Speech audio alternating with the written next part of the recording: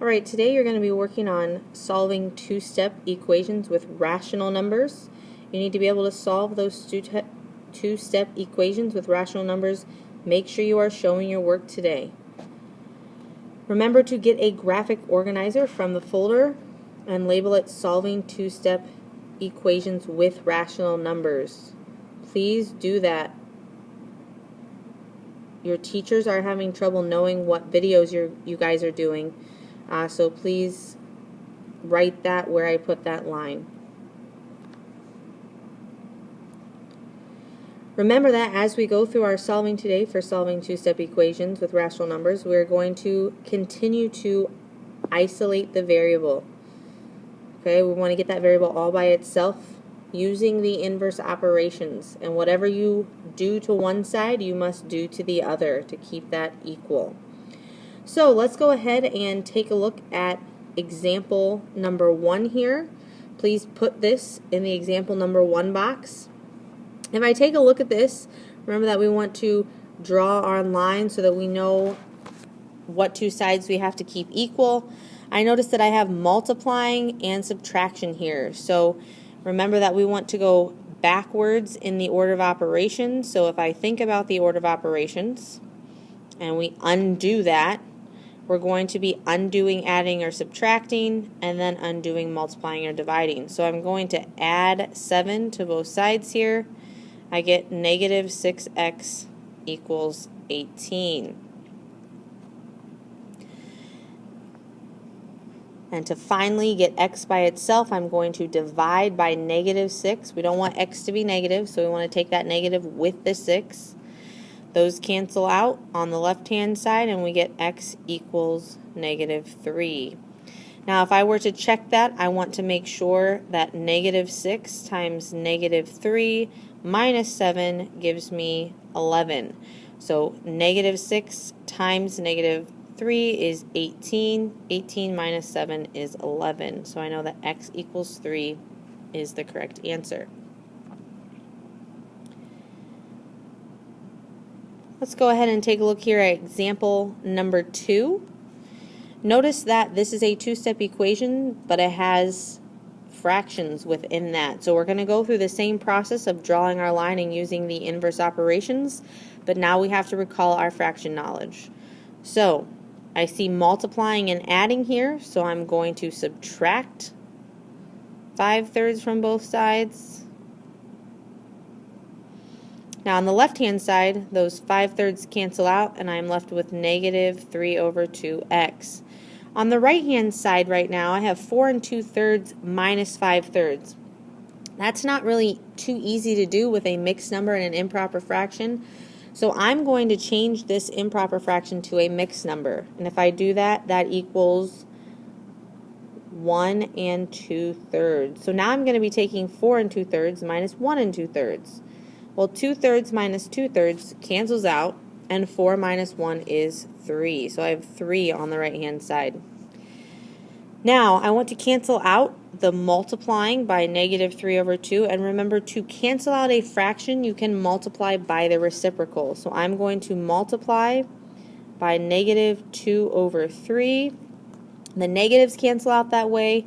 And if I cross cancel, the 2's and the 3's both cancel. So I'm going to change this 3 into a fraction of 3 over 1 and multiply it by negative 2/3, just like I did on the left-hand side of my equation. I can do some cross canceling here, so the 3's cancel out, and I am left with x equals negative 2.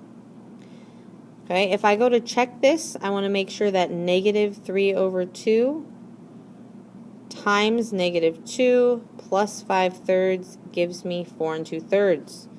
So if I first take a look at this negative 3 over 2 times negative 2, I end up with 3 plus 5/3. And remember, 5/3 is 1 2/3. So 3 plus 1 2/3 is 4 2/3, which is the answer up here. So I know that x equals negative 2 is correct. We have one more example here before you try some on your own. So if we look at this two-step equation, I notice that I have decimals. I still want to draw the line After I draw that line, I want to cancel out that positive 9.4. So I'm going to subtract 9.4 from both sides. And if I do that on the right-hand side, I am left with 7.9n. And on the left-hand side, I see here that I have two negative numbers. If the signs are the same, we're going to add them. So if I add those, I get 9 plus 0 is 9. 8 plus 4 is 12. Carry the 1. 9 plus 9 is 18. Plus 1 is 19. Carry the 1. 0 plus 1 is 1. And then I have my 1 from the 100. So I have negative 119.29. Okay, so to finally get rid of this 7.9, I need to divide by 7.9. So remember, I know my negative does not show up very well here, but it is negative 119.29 divided by 7.9. So I need to do a long division problem here.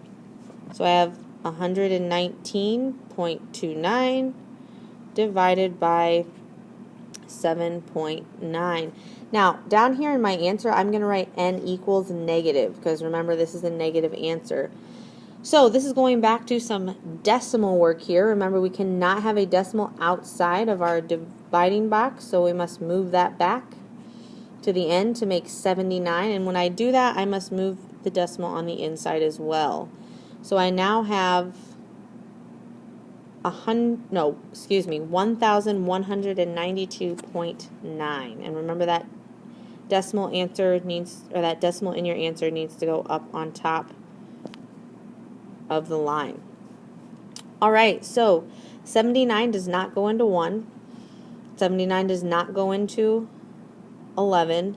79 does go into 119. That goes one time. So I'm going to put 79, subtract these. I'm going to borrow here, and we get 40.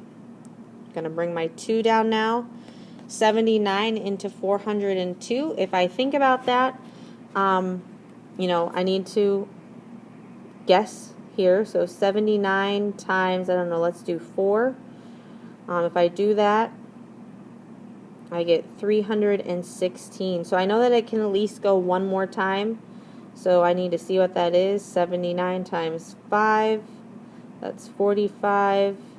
35 plus 4 is 39. So 395, that goes in there 5 times. Like I said, there's our decimal. Subtract these here.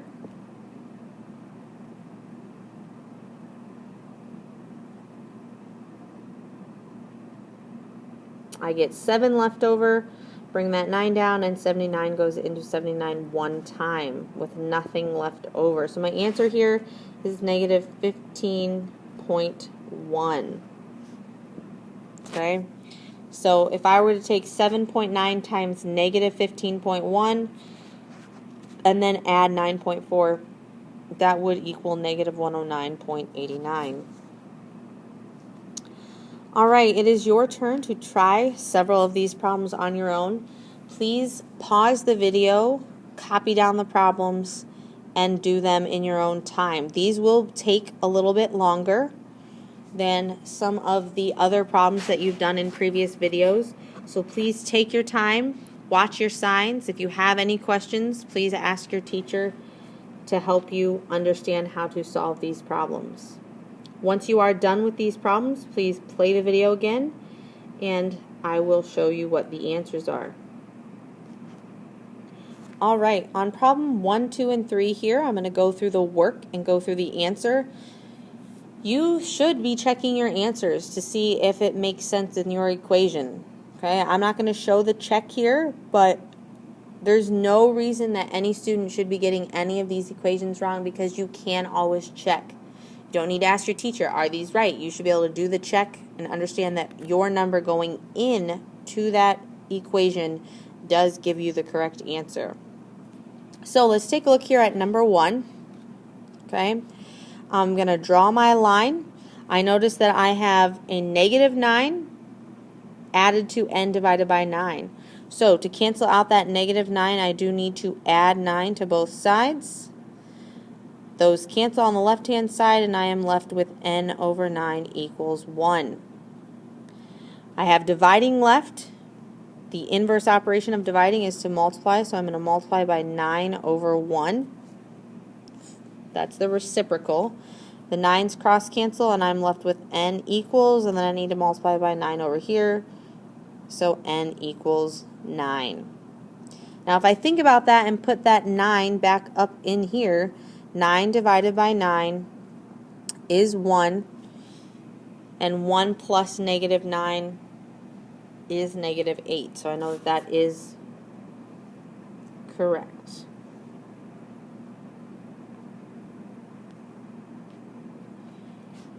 All right, let's go ahead and take a look here at number 2. Okay, we want to draw that line.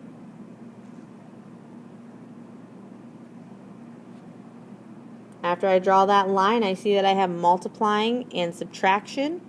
So I want to add 5 to both sides first. When I add that, I get 144 equals negative 8n. Those 5's cancel. All right, 144 is a large number, so I need to divide this here in my extra space. 144 divided by 8. 8 goes in there one time. That's only 8. There's 6 left over. Bring that 4 down. That is 8, and there's nothing left over. So if I divide by negative 8 on both sides, I get n equals negative 18. That is my final answer. Okay, let's take a look here at number 3, moving into some fraction work. So we want to draw that line. Okay, I want to subtract 3 and 1/6 from both sides, so that on the right hand side I'm working at isolating that variable. Okay, now if I take a look at here at these mixed numbers, I can't subtract them because they do not have common denominators. So I'm going to change this 1/6 into 2/12. If I multiply both of those numbers by 2, that gets me where it is now a common denominator. So I'm really subtracting 3 and 2/12. So 5 minus 3 is 2, and 7/12 minus 2/12 is 5/12. And that is now equal to 1/2 x. All right, well, to get rid of this 1/2, remember we want to multiply by the reciprocal. So I'm going to multiply by 2 over 1 to cancel out those 2's and the 1's, and I'm left with just x. Now, when I multiply by 2 over 1 here, I notice that this is a whole number and this is a mixed number. So I need to make this mixed number an improper fraction. If I make it an improper fraction, I'm going to multiply 12 times 2 and add 5, which is 24 plus 5, which is 29 over 12. So I now have 2 over 1 times 29 over 12. I want to do some simplifying here because this is a bigger number, this 29. I don't want to have to simplify it later. So if you look at the 2 and the 12, 2 goes into 2 one time, and 2 goes into 12 6 times. So I now have 29 over 6. So you could answer 29 over 6, or if you want to turn that into a mixed number, you could write 4 and 5/6. So either answer is fine, 29 over 6 or 4 and 5/6. All right, we have 3 more problems here that you should have worked on by yourself. Let's go ahead and take a look at these. We have one more fraction problem, and then we have some decimal work. So for number 4 here, if you draw that line, I see that I have a negative 13/8 plus 15 over 8x equal to the 10 and 3/8.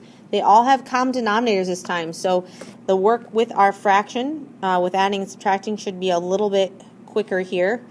But I want to cancel out this negative 13 over 8, so I'm going to add 13 over 8 to both sides. On the right hand side they cancel, and I'm left with 15 over 8x. On the left hand side here, I think I want to change this improper fraction into a mixed number so that I can see what I'm adding. I can add the whole numbers, add the fractions, and get my mixed number. So if I take a look at this, 13 over 8 is 1 5/8. So if I take 10 plus 1, I get 11. If I take 3/8 plus 5/8, I get 8 over 8. Well, 8 over 8 is 1 whole, so this really equals 12. So 12 equals 15 over 8x. Okay, I want to cancel out the 15 over 8 now, and because I see a fraction, I'm not going to do any dividing. I'm actually going to multiply by the reciprocal of 8 over 15. So those 8's and the 15's will cancel out.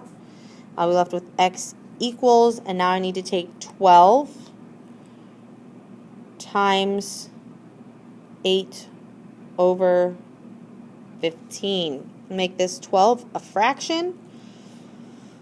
Let's see, if I look at 12 and 15, I know that 3 can go into them. So I'm going to divide both of them by 3. This would be 4. This would be 5. So I get 32 over 5. So you can either answer 32 over 5, or you could have x equals 6 2/5, whichever answer you are comfortable with, but they are both correct.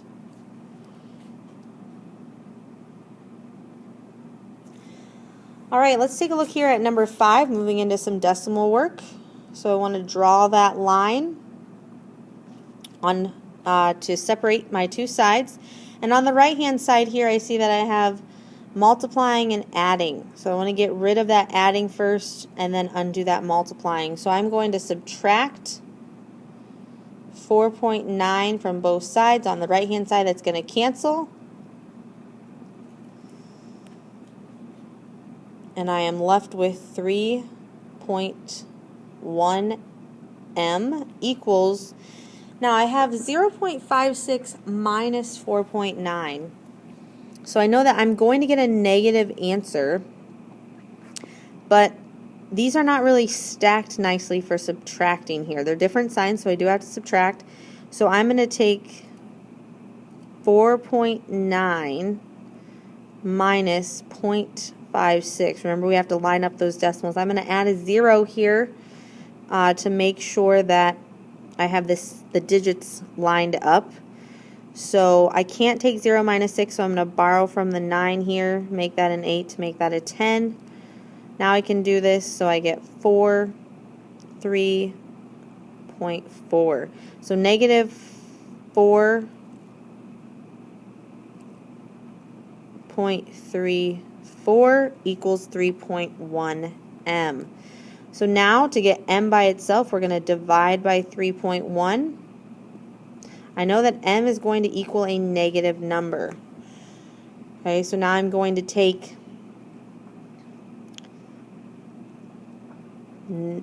negative 4.34 divided by 3.1.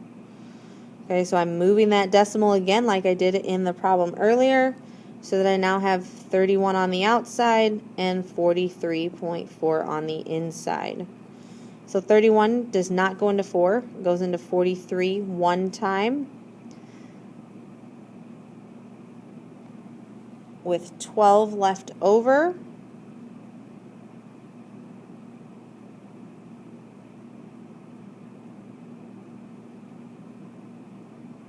Bring my 4 down. And 31 into 124. Well, if I count, that's really close to 30. So if I count by 30s, I know that 4 groups of 30 equals 120. But I have 1 extra, so if it's 4 groups, I'm going to have 4 extra. So 31 times 4 does equal 124.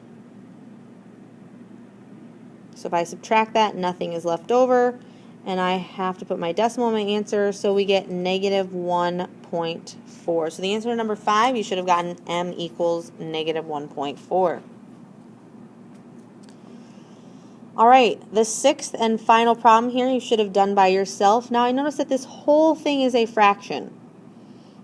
Okay, I'm going to draw my line so I keep my sides separate.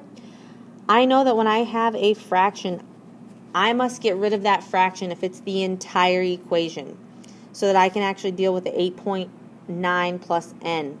So to cancel out that 7 in the denominator, I'm going to multiply by 7 over 1. If I do that, those 7's cross cancel, and I'm left with 8.9 plus n equals, I also have to multiply by 7 here.